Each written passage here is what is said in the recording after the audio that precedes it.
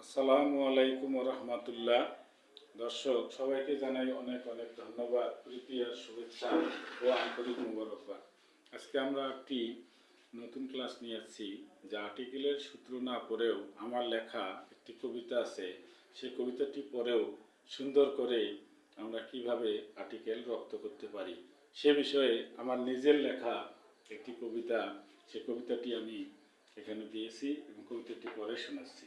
Articles নির্দিষ্ট বা অনির্দিষ্ট বোঝাতে যদি তুমি চাও, দয়া করে কবিতাটি মুখস্থ করে নাও। অর্থাৎ নির্দিষ্ট কিংবা অনির্দিষ্ট এটা যদি তুমি বোঝাতে চাও, তাহলে তুমি এই কবিতাটি মুখস্থ করে নাও।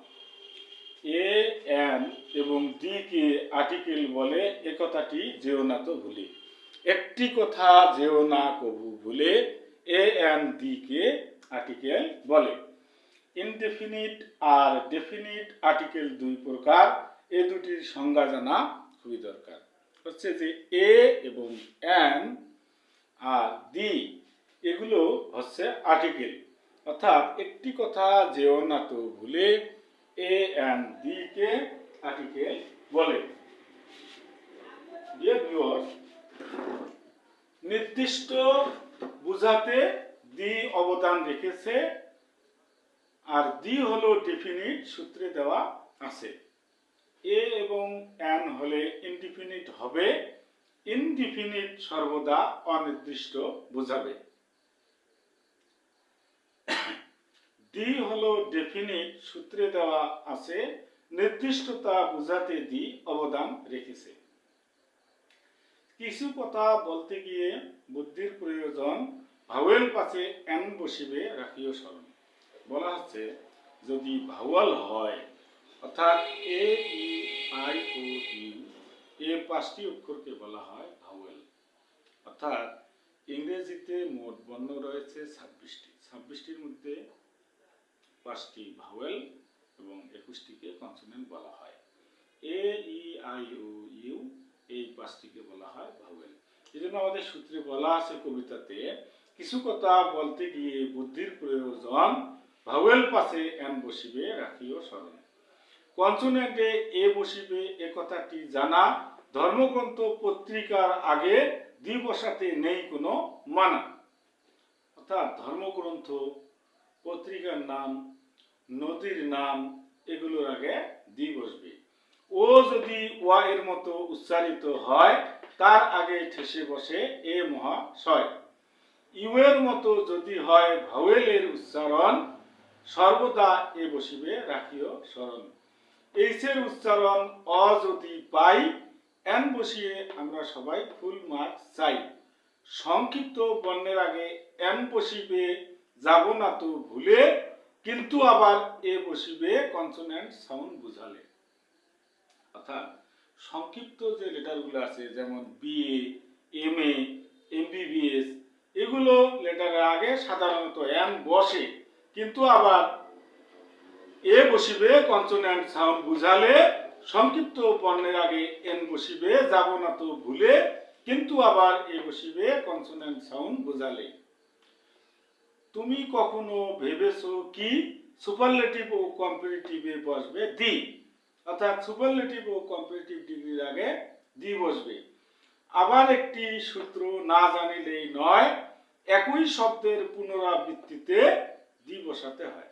অর্থাৎ একই শব্দ, যে শব্দটির কথা আগে আলোচনা করা হয়েছে, সে শব্দটি আবার পুনরায় আলোচনা করা হলে, যেমন আই হ্যাভ এ কাউ, পরে গিয়ে আবার আসলো দি কাউ, কারণ কাউটি আগে আলোচনা করা হয়েছে। আমরা অন্য ক্লাসে আরো বিস্তারিত ব্যাখ্যা করব। আজকে আমরা জাস্ট একটা কবিতা শোনাচ্ছি। আর একটি সূত্র না জানিলেই নয়, একই শব্দের পুনরাবৃত্তিতে দি ব্যবহার হয়। পজিটিভ প্রোনাউনে জিরো আর্টিকেল হবে, ভালো করে নিয়ম জেনে আর্টিকেল বসাবে। উল্লেখিত বিষয়গুলো আরো ভালো করে বইয়ে আছে বিস্তারিত, নিয়ে সবাই পড়ে। ডিয়ার ভিউয়ার্স, আজকে আমরা যে বিষয়টি নিয়ে আলোচনা করছি, আলোচনার শিরোনাম হলো আর্টিকেল। আর আমরা আর্টিকেলের একটি চমৎকার কবিতার মাধ্যমে আর্টিকেলকে ভালোভাবে মনে রাখতে পারি। কবিতাটি হলো, কবিতার নাম আর্টিকেল। নির্দিষ্ট বা অনির্দিষ্ট বুঝাতে যদি চাও দয়া করে কবিতাটি মুখস্থ করে নাও। এ এন এবং দি কে আর্টিকেল বলে, এ কথাটি যেও না তো ভুলে। ইনডিফিনিট আর ডিফিনিট আর্টিকেল দুই প্রকার, এ দুটির সংজ্ঞা জানা খুবই দরকার। এ এবং এন হলে ইনডিফিনিট হবে, ইনডিফিনিট সর্বদা অনির্দিষ্ট বুঝাবে। দি হলো ডেফিনিট, সূত্রে দেওয়া আছে, নির্দিষ্টতা বুঝাতে দি অবদান রেখেছে। কিছু কথা বলতে গিয়ে বুদ্ধির প্রয়োজন, ভাওয়েল পাশে এন বসিবে রাখিও স্মরণ। কনসোনেন্টে এ বসিবে এ কথাটি জানা, ধর্মগ্রন্থ পত্রিকার আগে দি বসাতে নেই কোনো মানা। ও যদি ওয়ের মতো উচ্চারিত হয়, তার আগে ঠেসে বসে এ মহাশয়। ইউয়ের মতো যদি হয় ভাওয়েলের উচ্চারণ, সর্বদা এ বসিবে রাখিও স্মরণ। এইচের উচ্চারণ অ যদি পাই, এন বসিয়ে আমরা সবাই ফুল মার্কস চাই। সংক্ষিপ্ত বর্ণের আগে এন বসিবে যাব না তো ভুলে, কিন্তু আবার এ বসিবে কনসোন্যান্ট সাউন্ড বোঝালে। তুমি কখনো ভেবেছো কি সুপারলেটিভ ও কম্পারেটিভে বসবে দি? আবার একটি সূত্র না জানিলেই নয়, একই শব্দের পুনরাবৃত্তিতে দি ব্যবহার হয়। পজিটিভ প্রোনাউনে জিরো আর্টিকেল হবে, ভালো করে নিয়ম জেনে আর্টিকেল বসাবে।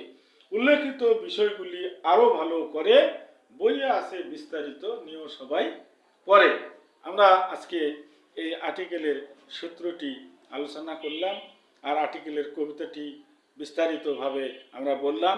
কোনো ভিউয়ার্স, কোনো লাইকার, কোনো সাবস্ক্রাইবার, কোনো ফলোয়ার যদি ইচ্ছা করে এই কবিতাটি মুখস্থ করে, তাহলে আমি মনে করি আর্টিকেলের 80 থেকে 90% গ্যাপ করা সম্ভব। সবাইকে অনেক অনেক ধন্যবাদ আর শুভেচ্ছা, স্বাগতম জানাই। যদি আপনাদের কাছে এই ছোট্ট সেবাটুকু ভালো লেগে থাকে, তাহলে আমাদের চ্যানেলে একটি লাইক দিবেন, কমেন্ট দিবেন এবং সাবস্ক্রাইব করবেন পরবর্তী আপডেট পাওয়ার জন্য। সবাইকে অনেক অনেক ধন্যবাদ, প্রীতি, শুভেচ্ছা আর স্বাগতম জানিয়ে এখানেই শেষ করছি। আল্লাহ হাফেজ।